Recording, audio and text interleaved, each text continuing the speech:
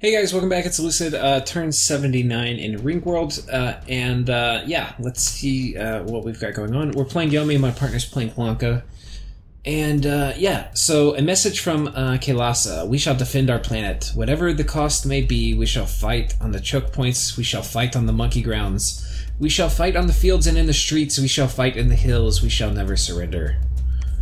It's a Winston Churchill reference.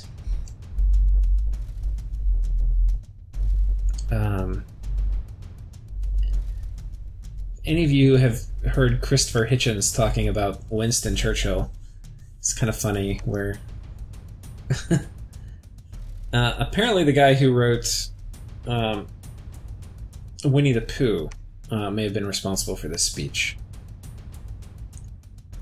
And then Winston Churchill was usually a little tipsy almost all the time. So, anyway, I think it's very funny to think about like an alcoholic Winston Churchill giving a speech that Winnie the Pooh writer wrote to the British public, and then it being like immortalized as famous military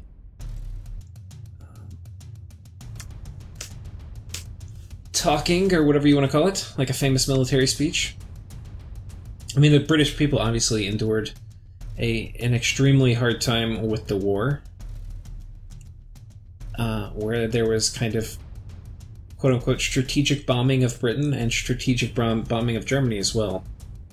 For those of you who don't know, it's okay, we only killed 17 units with this Flames from the Sky, but most of these were probably mages, so it's actually not that bad. And doing this can also unbalance communions, where he can't get off spells he potentially thought he could get off, so it's definitely worth doing.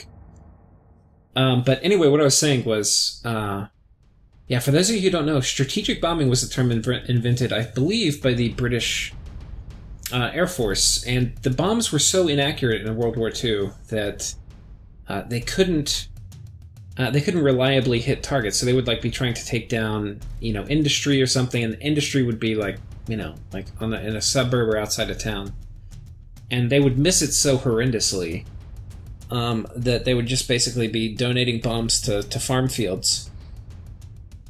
And so, after doing that for a while, they said, okay, screw that, we're going to carpet bomb whole cities. So, yeah, war is a nasty thing. It is a nasty thing. And I think when people, countries enter war, they never think that the war is going to sink to the depths that it ultimately sinks to in an unlimited war. I mean, even in limited wars, I think things are usually never as good as you would, Basically, war is an ugly business, is what I'm trying to say. Now, if we got hit by any of those Mind Blasts, it would have triggered Berserk. Okay, we've gotten hit, so now we're Berserked with 1000 HP. Now you have to kill him. Now we're getting Afflictions, but that's only because of Profuse Bleeding, which is right here. I don't know if he had a Coral Sword. Wraithlords are pounding on us, but there's a good chance they will be targeted by, and I think this is why Red Drum's moving here, but they're probably going to be targeted by the Hat. Yeah, we've already got one. There, we got the second one. Now we're going to get the third one.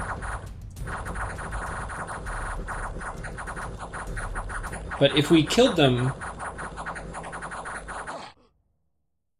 What the fuck? Did they kill Red Drum? Maybe he flew out. Did he get... I didn't think that was possible. Maybe he got fatigued out with Profuse Bleeding.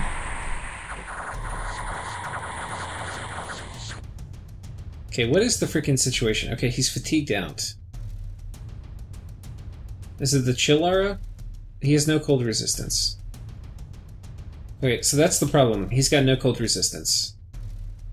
And he's getting chilled out by the Fatigue Aura. He's got Soul Vortex on, maybe? Which I don't see Soul Vortex.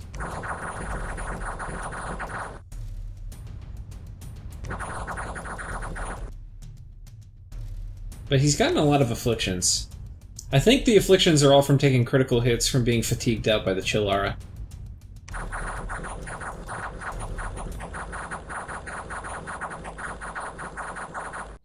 But yeah, that profuse bleeding is a motherfucker.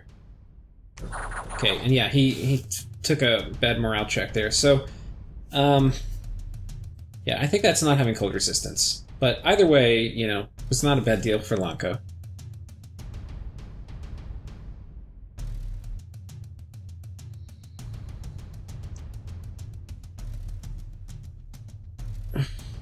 It's one of those things. Unlimited wars are... Like, in Dominions, it's hard to have a limited war. I've done it a couple times where it's like, okay, we're squabbling over a lake. I'm like, let's not go fully to war, but we'll just squabble over the lake. Very quickly, it devolves into a do whatever you can to win. And do whatever you can to win, in terms of real life in wars, usually means doing really, really fucking horrible things. Okay, here we go. But I think that's an important thing to think about. Like, when people enter into a war, like, when you say, okay, we're gonna go to war, you're basically saying we're ready to do the horrible things.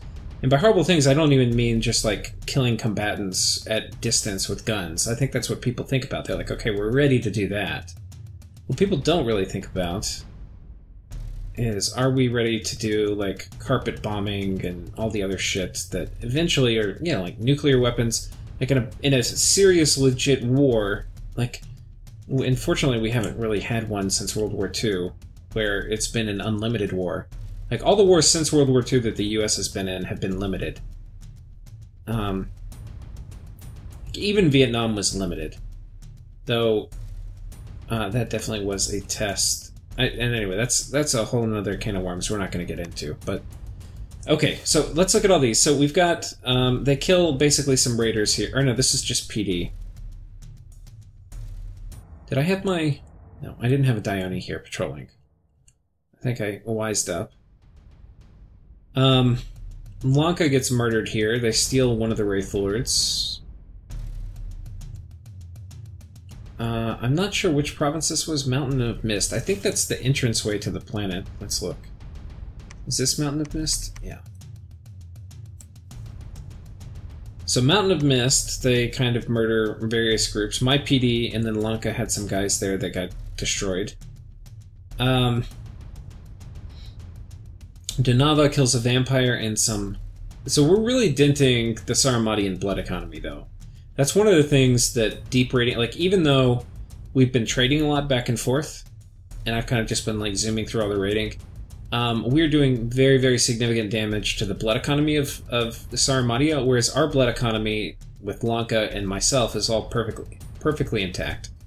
Even if there's blood economy happening within forts, if you're raiding and you kill the people patrolling, it's very hard to continue a blood hunting operation without patrollers. So just lots of raiding going on. I'm going to stop it when we see something cool pop up.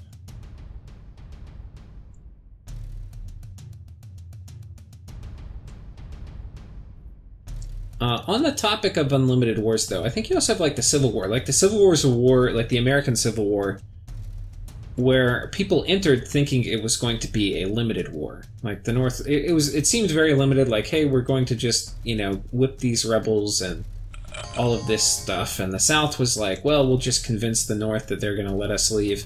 And everybody kind of had these kind of objectives that they thought, yeah, you know, PR from the other side will come around, and it was kind of like a big bluff. And not everybody thought that, but a fair number did. But very, very quickly it became an unlimited war. Where by the end, you know, the war was basically won with Sherman marching from Atlanta to Savannah, and he burnt like a 30-mile wide... I think what's going to happen in this battle is there's going to be an HP route, which is going to cause these demons to run, because I think these demons probably kill the Vampire Lord. But, and yeah, they burnt like a 30-mile wide path, just looting and all of that stuff, destroying farmland, all the way till they got to Savannah. And then that was Sherman's present to President Lincoln. So that was a very solid defense by one vampire lord. But nobody in the North, I think, would have thought when the war started and they were like, well, let's not let the South leave the Union, that that would be the consequence. That we're going to send a huge Northern army and burn a lot of the South to the ground. But it ended up being that way. And that's how it goes with unlimited wars.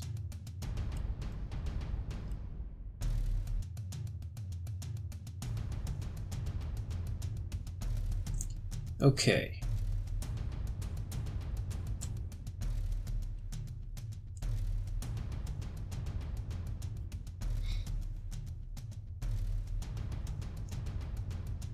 Yeah, it's also kind of interesting too, because Jefferson Davis, who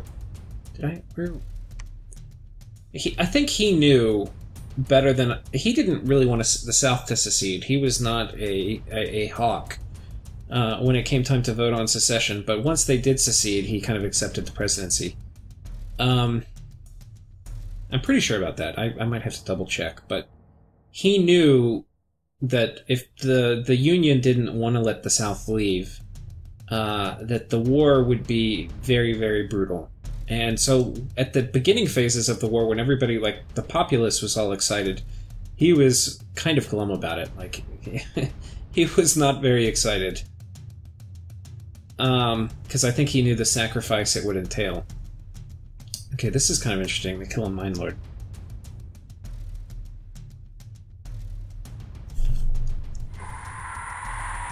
But later, when the population was like, hey, we've kind of had enough of this. This wasn't really what we signed up for. And that was a big cause for why the South ended up losing, because they couldn't keep their army roster full. People didn't want to... People were tired of dying, as people tend to be. And the problem with that is, the more people that don't come and fight, the fewer people you have in your army, and the fewer people you have in your army, the more, the larger losses you'll take relative to the enemy. So he was trying to convince people to keep fighting later. So it's kind of weird. Okay. And he kills him in the last second. How about that? But he's got a... this is kind of a cool way to get somebody, a thug or super combatant, underwater. You get 3 attacks with this. So you become actually reasonably killy, and it's pretty decent at repelling. And then for these guys, they've got tons of arms, so why not throw it on them?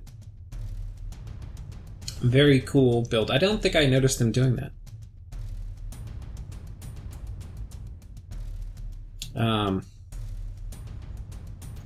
But yeah, I mean, there were whole colonies in the South of deserters, people who left the army. And it's hard to blame them. I mean, the losses during the Civil War... More people have died in the Civil War than died in every other U.S. conflict put together. It was a bloody war.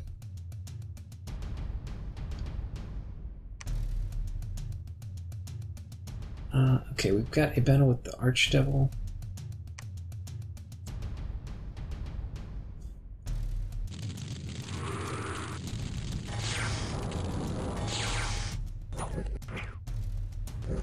Okay, Phoenix Pyre, another Phoenix Pyre battle. Will we actually see it work? Will we see Phoenix Pyre? Nope. Okay, guys, maybe before this game is over, we will see Phoenix Pyre do its thing, where we win a battle that we otherwise would have lost with Phoenix Pyre, or somebody does. But not today. Not today. Okay, we see a Denava go down. We haven't seen a Denava die in a while.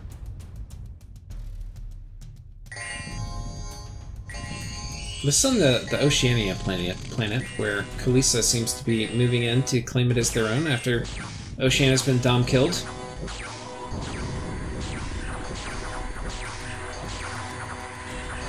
So mostly they're spamming Paralyze. Though one of the guys was spamming Enslaved Mind. I don't know how they killed it, but they killed it. I kind of want to see, and then I kind of don't.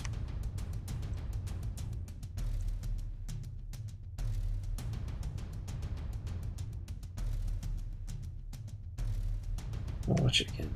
Escapine.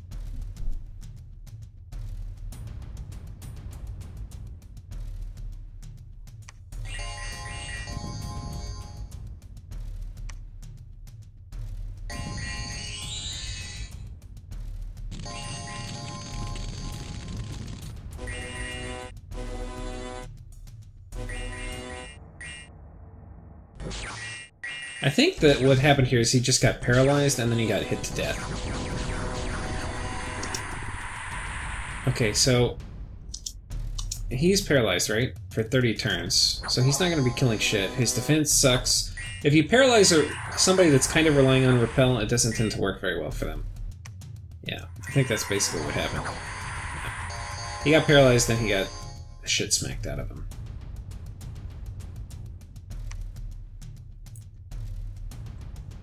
Oh, it was an Escapine, which was down here, so almost at the end. Okay, wait. Let's check real quick. I just want to see what gear he had. Did he have, like, the MR gear? No, so he didn't have rainbow armor. He didn't have an amulet of anti-magic. He only had this hat. So his MR was 20, but it's not great. I think the way Denavas work... Okay, yeah, here we go. They have a 50% chance of getting each, like, these. So they can be up to Blood 2, Air 2. They basically have a 25% chance to get 2 in any of them, and a 75% chance to get 1 in each of them. The ones that can Cloud Trap these are reasonably rare. Okay, we have a Dione, kill some Shikomi and some PD. And then, okay, we got a big battle. There was a battle in the Fortress of Hidewonder. So I think I had sent in a thug. Wait, I thought I just saw from the message that we don't capture this. If we don't capture this, and I die to literally nothing, I'm gonna shit myself.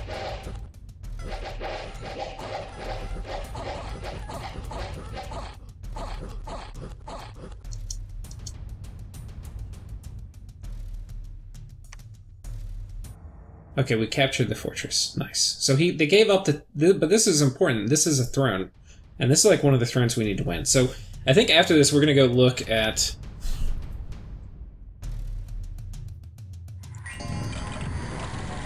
we're going to go look at all of the different thrones we're going to need to win. Because we're getting close to that point, guys.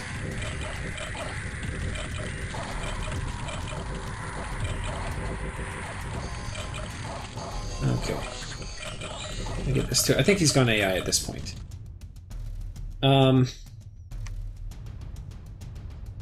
Again, Wrathful Skies hitting us but not killing anything. A bunch of events. I don't know if the events are terribly important at this point. We got a Brazen Vessel, that's nice. And 2,000 gold. So there goes luck. I like luck, man. I'm telling you. It's more fun logging in every time to see bad event or good events rather than bad. Okay, it looks like we're mobilizing more armies too. But before we get into any of that, let's go ahead and take a look at the score graph. I mean the throne graph. So we've got the Iron, Silver, the Death, and the Throne of the First Age. We need 9 to win. Unless we get the Throne of the Sun, then we need 8. Not actually sure which one that is. Now this one we haven't claimed, I don't think yet, the Outer Throne. So this is an additional one we have to claim. So that's 1. This one hasn't been claimed, the Throne of Misfortune. So that's 2.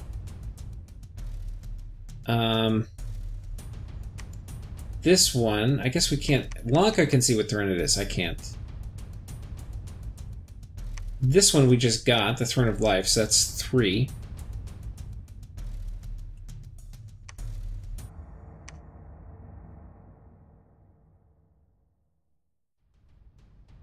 Am I missing any? There might be one down on Hinnom.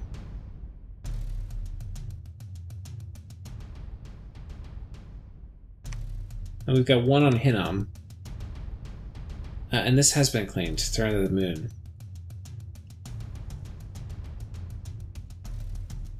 So Lanka, you know, this is a long way away from Lanka's kind of like logistics reinforcement center, so it's going to be hard for him to kind of hold on to it, but he does have, you know, he can summon his sacreds anywhere, so he can kind of gradually rebuild up his forces. But there's just a ton of pressure, so any loss he takes on this side of the map is kind of hard to replace. So far I've counted 3 thrones that we already have.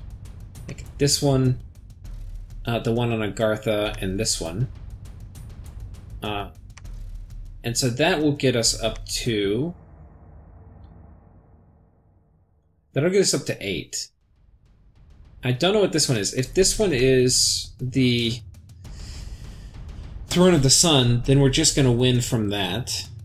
If it's not, we have to find one more.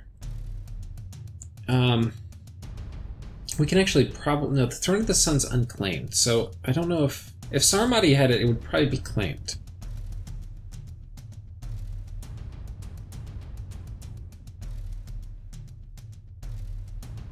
I'm not really sure what the final throne play is, and it's possible I'm miscounting it, and I'm sure Zarya, my partner, will correct me in the comments if I have miscalculated.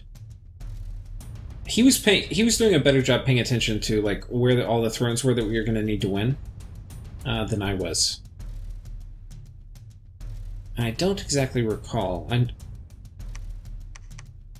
But very quickly we're going to make plans to take all of the we're at the time in the game we're calculating like how many turns it's going to take for us to get to each of these thrones. And we're figuring out who has Holy 3 preachers who can get there to claim them faster. And I think in general he can claim them faster than I can because he has like Magic Phase Holy 3s. And Bishop Fish don't have feet, so they can't actually move terribly quickly. Which is my way. Lanka has a big army that's going to be moving through here. I have a big army that's going to be moving through here. Now, I've kind of gone up and geared them now. So here's kind of what we've got. We've got Lord Varignon, who's going to be doing basically just Darkness and Skelly Spam after that. And then we've got basically Army of Lead and Ground Army coming out. And then this guy just doing Mass Regen. I've got a Communion set up here. I don't... Do we have a... Yeah, we have a Dai Tengu coming in. I haven't scripted him yet, but the Dai Tengu will be doing the air stuff. So anyway, we've got a pretty solid little artificial communion with slave matrices, and then we've got somebody doing Mass Regen on top of it, and then the air stuff. So it should be pretty good, and with this, I think we're just going to go mess around down here. They haven't even finished conquering Niflheim, so good job to Niflheim for holding out. You have certainly helped us in holding out, because if you got conquered very easily, then they would probably be sending big armies up into the Zabalban Moon, which we, of course, would be very sad about.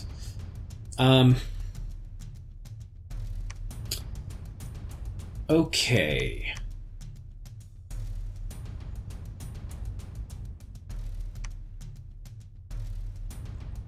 So I think that's a pretty good overview of the throne situation. What is the next throne we get? I think this might be the Throne of the Sun. I think we just need this one as the last one. I think we get this one and we claim the other ones and we win. But I'm not sure what this one is. I think this is the Throne of the Sun. If it's not the Throne of the Sun, I'm almost positive this is the last throne we need to win. If it's not the Throne of the Sun, then there's probably some other throne that we haven't claimed somewhere that I'm not accounting for. And maybe it's really obvious and somebody's making comments as to such in the comments below. So anyway, we've got Lanka's breaking through this fort, they're breaking through this fort. I've got this fort, or this throne, which I took. We're going to be moving everybody out, but we're going to be casting Iron Walls on this throne. Now, Iron Walls isn't a spell I use very much, but in this case, it's going to be the shit. Because basically the way it works is you cast it, and however many extra gems you put into it will determine how long it lasts. So we'll put like 20 in it. That means it'll last for a while, and it's going to kick this to be basically like 1,200 wall defense.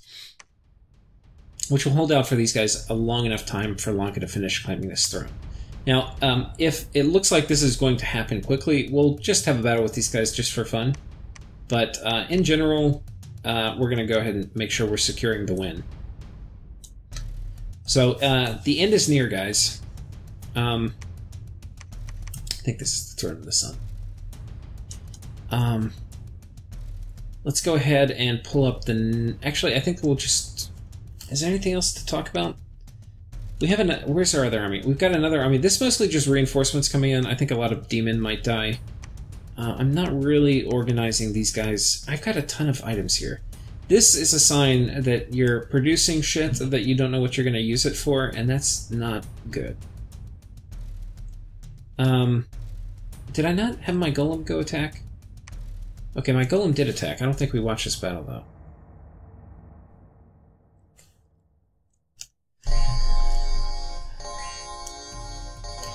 Proper usage of a golem.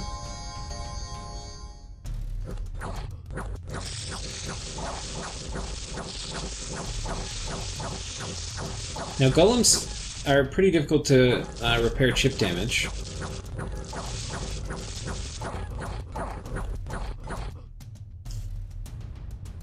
So they're dead, and now there should be the Polypole Mothers at the back, who we will go take care of. I do like how they die in an explosion of... I wonder what that ability is called. Let's look real quick.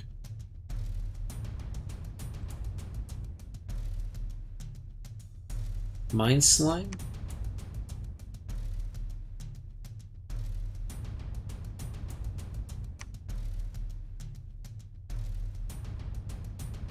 I don't think it's an effect up here, but it'll let out a death wail.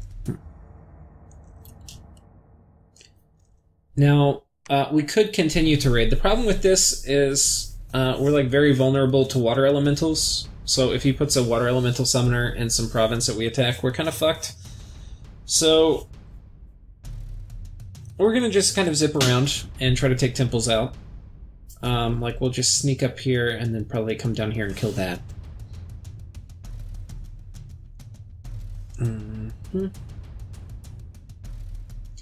But each temple we kill is going to allow our Dominion to just flood through. And this, notice this wasn't just killing temples. We killed a ton of Holy Two Preachers. And each of these guys, like, notice this is how much Dominion pressure is coming out, is that this was in our Dominion, even though there were 6 Holy Two Preachers and a temple here. Right, so there's a ton of Dominion pressure. Because basically all the temple checks we're getting up here are just pouring through here, and he's got all this infrastructure set up to keep it from spreading further. But it's going to keep going. If I mean, it's not going to keep going unless we can kill, you know, these little Dominion traps.